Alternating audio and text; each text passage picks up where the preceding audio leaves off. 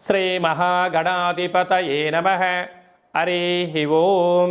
1-9 నుండి 15-9 వరకు ద్వాదశ రాశుల్లో గ్రహ గమనాల్ని ఒకసారి వీక్షింపచేద్దాం. వృషభ రాశిలో దేవగురు బృహస్పతి శత్రుస్థానంలో సంచార స్థితి, మిథున రాశిలో కుజ భగవానుడు, కర్కాటక రాశిలో బుధ భగవానుడు, సింహరాశిలో ఏడాది తర్వాత రవి భగవానుడు, కన్యరాశిలో శుక్రుడు మరియు కేతు సంచార స్థితి, కుంభరాశిలో శని భగవానుడు వక్రగమన సంచార స్థితి, మీనరాశిలో రాహు భగవానుడు సంచార స్థితితో ద్వాదశ రాశుల్లో గ్రహ గమనాలు ఈ విధంగా ఉన్నాయి. అందరికీ ముందస్తుగా వినాయక చవితి పండగ శుభాకాంక్షలు. వినాయకుడు అనగానే అవిఘ్నములను తొలగించి ఐశ్వర్యాన్ని ప్రసాదించేటువంటి భగవంతుడు కనుక ఆది పూజ్య మహాగణాధిపతి. అంటే ఏ పూజను మనం ప్రారంభించాలనుకున్నా పసుపుతో చేసిన గణపతి స్వామికి మనం పూజ చేసుకుంటూ ఉంటాం.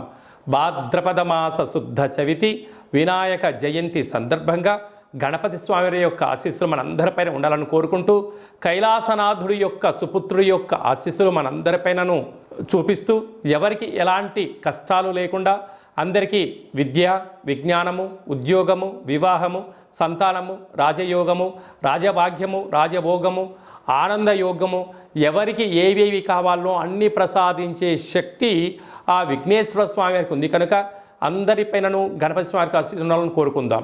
సింహరాశి వారు సోమవారం అమావాస్య, సోమవతి అమావాస్య, మంగళవారం అమావాస్య, కాళ అమావాస్య సందర్భంగా ఎలాంటి విధి విధానాలు పాటించాలో ఈ వీడియోలో సవివరంగా సంపూర్ణంగా తెలుసుకుందాం. సింహరాశిలో ఏ నక్షత్రాలు వస్తాయనగా మఖా నక్షత్రంలోని 4 పాదాలు, ఉబ్బా నక్షత్రంలో 4 పాదాలు, ఉత్తరా నక్షత్రంలో 1 పాదం కలిపితే సింహరాశి అవ్వడం జరుగుతుంది.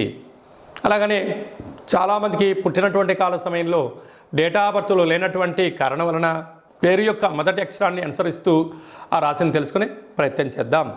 మా, మీ, ము, మే, మో, టా, టీ, టు, టే అక్షరాల వారందరూ కూడా సింహరాశి జాతకులే. సింహరాశి యొక్క అధిపతి రవి. వీరికి విశేషమైనటువంటి నరదృష్టి, శత్రు ప్రభావం అధికంగా ఉండడం, ఈ రాశిలో ఉండబడినటువంటి నక్షత్రం మఖా నక్షత్రంలో సోమవారం రావడము, ఆ తదుపరి నక్షత్రం పుబ్బా నక్షత్రంలో సింహరాశిలోనే ఉంటుంది.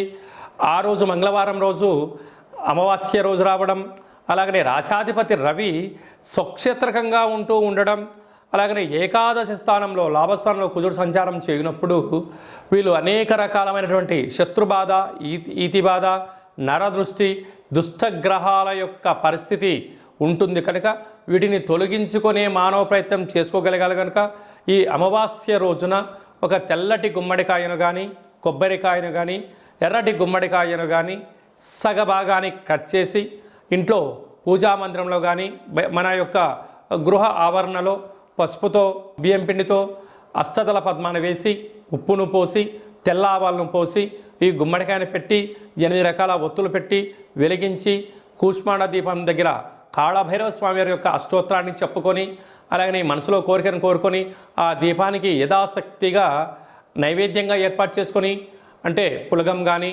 దద్దోజనం కానీ, చక్కెర పొంగలి కానీ, అటుకులు బెల్లం లాంటివి నైవేద్యంగా ఏర్పాటు చేసి ఈ యొక్క దీపాన్ని, ఈ యొక్క ప్రసాదాన్ని చాకలి వాళ్లకు దానం చేయగలిగినట్లయితే అద్భుతమైనటువంటి అదృష్టం సింహరాశి వారి సొంతం అని చెప్పి గమనించాలి.